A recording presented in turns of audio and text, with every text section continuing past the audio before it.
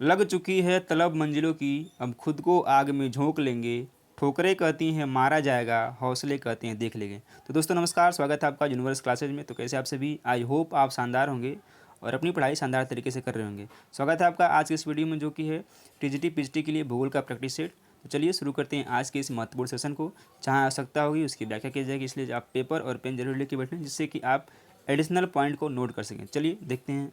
पहला क्वेश्चन है, संसार के सर्वाधिक व्यस्त समुद्री मार्ग पाए जाते हैं भूमध्य सागर में, लाल सागर में, उत्तरी अटलांटिक महासागर में, उत्तरी प्रशांत महासागर में। तो सबसे व्यस्त जलमार्ग है वह है उत्तरी अटलांटिक सागर। सी ऑप्शन बिल्कुल करेक्ट हो जाएगा। सूची एक को सूची दो से मिलाना है। एक तरफ देखते हैं स्थानांतरणशील कृषि दिया गया है, एक तरफ देश दिया गया है। तो चीना जो कृषि है यह कहाँ पे होता है? चीना होता है श्रीलंका में। चीना, श्रीलंका ये अलग अलग भी दे सकता है। नगासू होता है सूडान में। रोका होता है आपका ब्राज़ील में।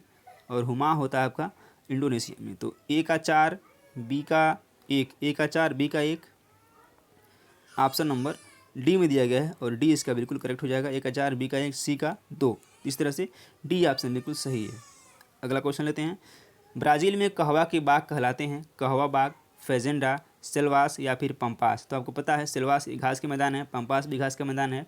कहवा बाग होगा नहीं, क्या होगा? ये होगा फेजेंडा। ऑप्शन नंबर बी करेक्ट हो जाएगा। यदि आपके पास कॉमन सेंस है और आपने पढ़ रखा है तब भी आप इस तरह से क्वेश्चन को बना सकते हैं। ब्राज़ील में कहवा की कृषि Sao Paulo, Parana, Espirito, Santo एवं मिनारा जेरस राज्य में की जाती हैं। यहाँ काफ़ी के बड़े बड़े बाग हैं जिन्हें फेजेंडा कहा जाता है। ठीक है, अगला क्वेश्चन लेते हैं। निम्न में से कौन सा रेल मार्ग विश्व का सबसे लंबा रेल मार्ग है? अफ्रीकी अंतर्द्वीपीय रेलवे, ऑस्ट्रेलियन अंतर्द्वीपीय रेलवे, कनाडियन पैसिफिक रेलवे या फिर ट्रांस साइबेरियन रेलवे। तो इसका जो करेक्ट आंसर हो जाएगा वो हो जाएगा आपका Trans Siberian. Option number D correct हो जाएगा। चलिए अगला क्वेश्चन लेते हैं।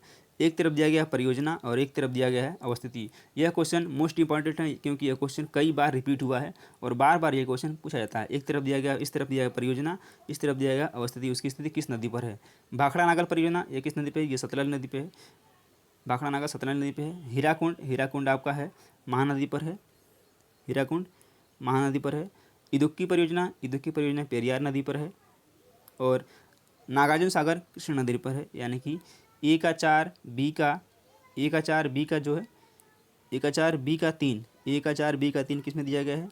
बी में दिया गया है, और बी ऑप्शन इसका बिल्कुल करेक्ट हो जाएगा। ये मोस्ट इंपॉर्टेंट क्वेश्चन, इसको आप रट लीजिएगा। भारत में सोयाबीन का अग्रणी उत्पादक राज्य कौन सा है? महाराष्ट्र, मध्य प्रदेश, पंजाब और केरल। तो जो अग्रणी राज्य है वो है एमपी यानी कि मध्य प्रदेश। इसके बाद आता है महाराष्ट्र, सेकंड नंबर पे आता है। इसके बाद आता है राजस्थान, थर्ड नंबर पे। ठीक है, तो मध्य प्रदेश, महाराष्ट्र, राजस्थान ये टॉप 3 राज्य हैं सोयाबीन के उत्पादन के लिए। अगला क्वेश्चन, कौन सा राज्य सर्वाधिक रेशम पैदा करने वाला राज्य है? बिहार, छत्तीसगढ़, कर्नाटक या फिर असम। तो यह है आपका कर्नाटक। सी ऑप्शन करेक्ट है। पहले पे कर्नाटक है, दूसरे पे आंध्र प्रदेश है, तीसरे पे असम, चौथे पश्चिम बंगाल और पाँचवें पे झारखंड है। ठीक है, अगला क्वेश्चन देते हैं।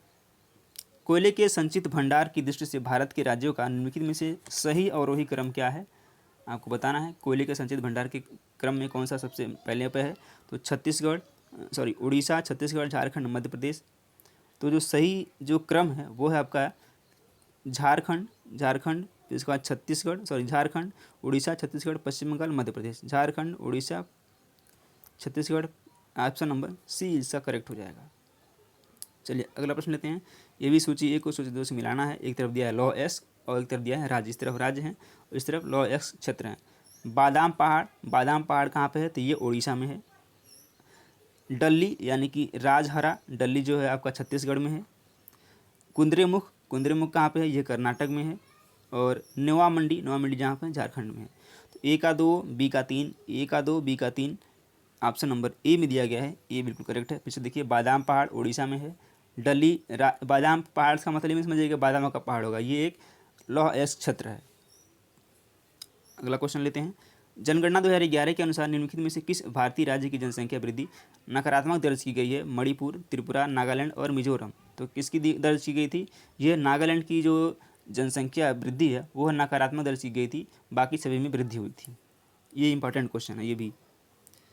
निम्नलिखित विद्वानों में कौन निश्चयवाद का समर्थक नहीं था, ये नहीं था पूछा गया है, ध्यान रखिएगा। E C Semple, Friedrich Ratzel, Carl Ritter, L Febvre. तो कौन था जो समर्थक नहीं था, वो था एल फेब्रे। डी ऑप्शन बिल्कुल सही है।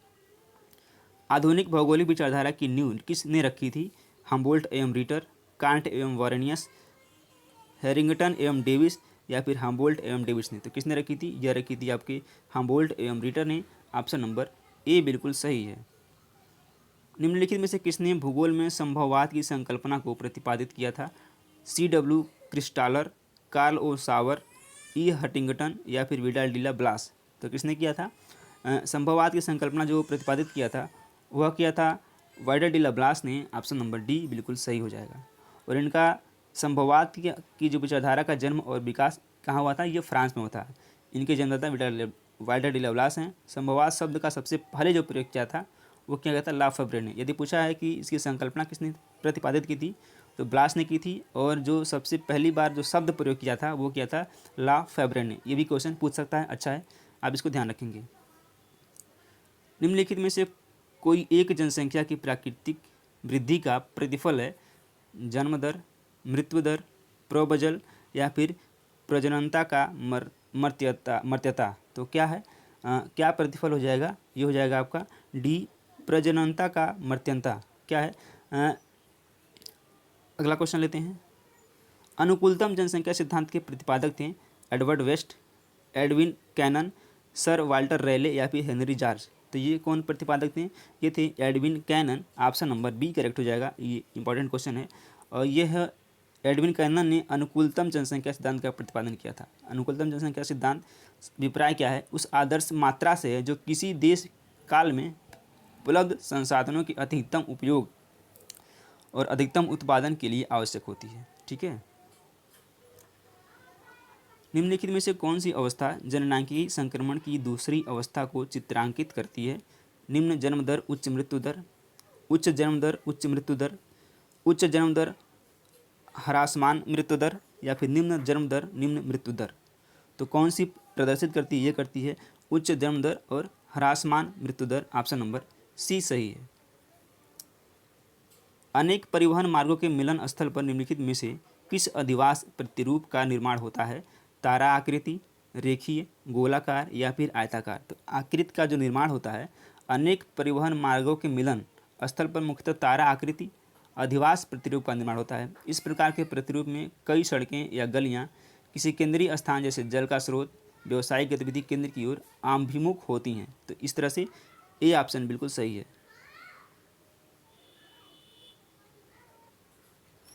सूची दोस्त फिर से मिलाना है। एक तरफ दिया गया उपनाम ग्रहों के और एक तरफ दिया गया ग्रह। ठीक है, तो हरा तारा किस ग्रह को कहते हैं, छल्लेदार ग्रह किसको कहते हैं, लाल ग्रह किसको कहते हैं, प्रातः या संध्या का तारा किस ग्रह को कहते हैं। इस तरह का क्वेश्चन जब भी आए तो आपको सबसे पहले उसको मिलाना है जो सबसे पहले आपको आता है। तो सबसे पहले आपको पता होगा कि हमको लगता है कि 95% लोग जानते होंगे संध्या और प्रातः का तारा किसे कहते हैं, तो यह बोलते हैं शुक्र को। उसके बाद होता है लाल ग्रह, ये भी अच्छा क्वेश्चन है। लाल ग्रह किसको कहते हैं, ये कहते हैं मंगल को। और फिर छल्लेदार ग्रह किसको कहते हैं, ये कहते हैं शनि को। और फिर हरा तारा किसको बोलते हैं, ये बोलते हैं अरुण को। तो ये हमको लगता है सभी लोग जानते होंगे। तो आइए देखते हैं इसका कौन सा करेक्ट हो जाएगा। इसका जो आंसर हो जाएगा वो हो जाएगा आपका सी, ऑप्शन नंबर सी करेक्ट हो जाएगा। खगोलविदों के अनुमान के अनुसार ब्रह्मांड के आकाश गंगाओं की लगभग कुल संख्या कितनी है, 100 से 200 अरब, 250 से 300 अरब, 300 से 350 अरब, या फिर 350 से 400 अरब। तो कितनी है, यह है 100 से 200 अरब के बीच में। ए ऑप्शन बिल्कुल सही है।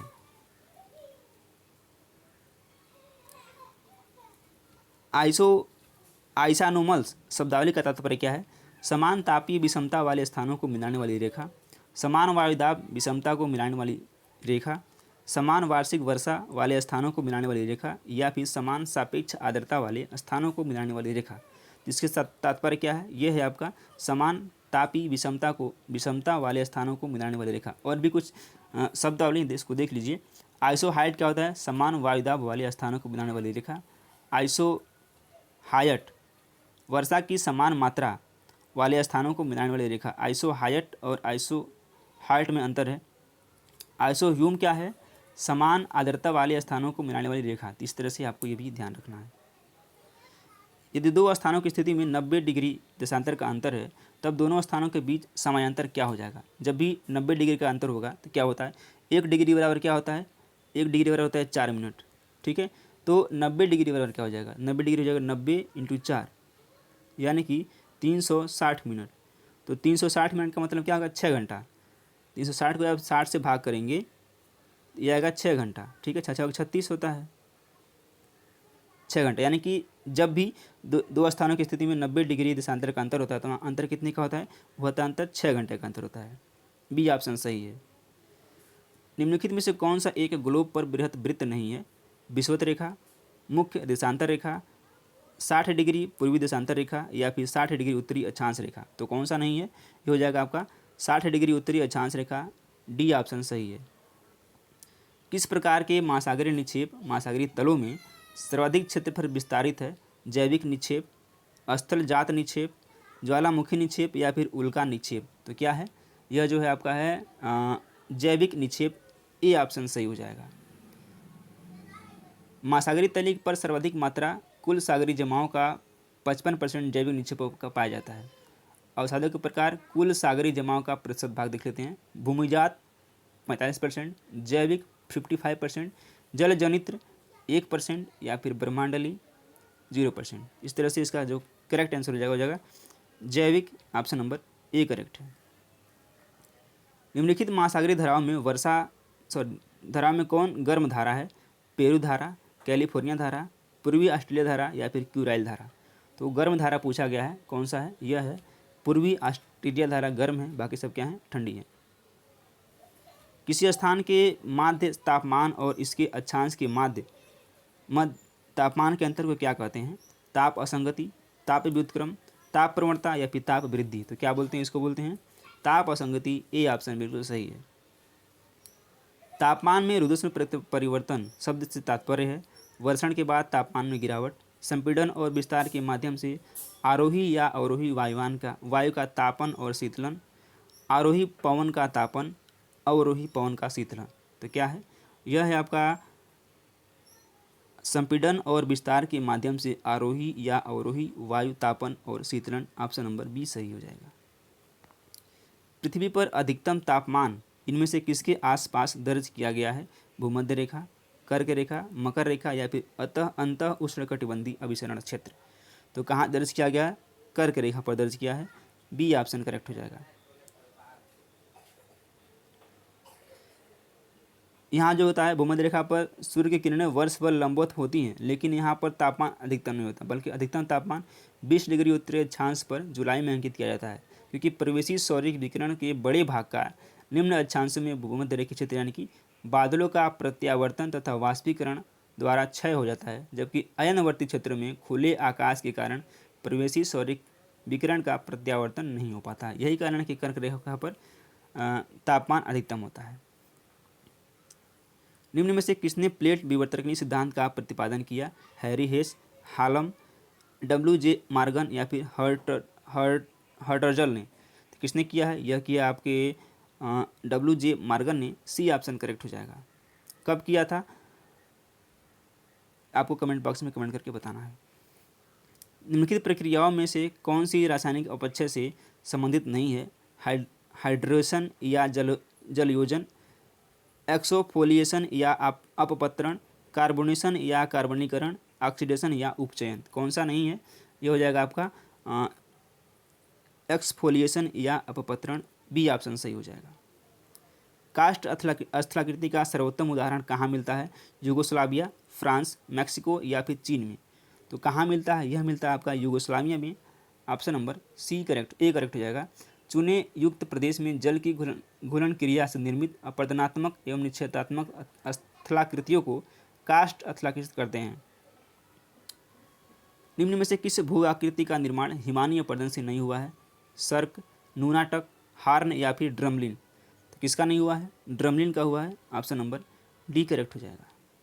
प्याला तथा पर्वतीय अग्रभाग के मध्य ढाल वाले मैदान को कहते हैं ज्यूजेन, अर्ग, बजादा या फिर रेग। तो इसको क्या बोलते हैं, बजादा बोलते हैं। सी ऑप्शन करेक्ट हो जाएगा। अगला क्वेश्चन और लास्ट क्वेश्चन इस सेशन का, निम्नलिखित में से कौन मैग्नीज के उत्पादन के लिए महत्वपूर्ण है, हजारीबाग, बालाघाट, सोनभद्र या फिर कोटा? तो कौन सा प्रसिद्ध है? बी, बालाघाट प्रसिद्ध है। तो चलिए, हम उम्मीद करते हैं कि आपको ये सेशन पसंद आएगा। सेशन पसंद आए तो वीडियो को लाइक करें और चैनल को सब्सक्राइब करके बेल आइकन प्रेस करें, जिससे कि सबसे पहले आपको नोटिफिकेशन मिल पाए और आप अच्छी तरह से तैयारी कर सकें।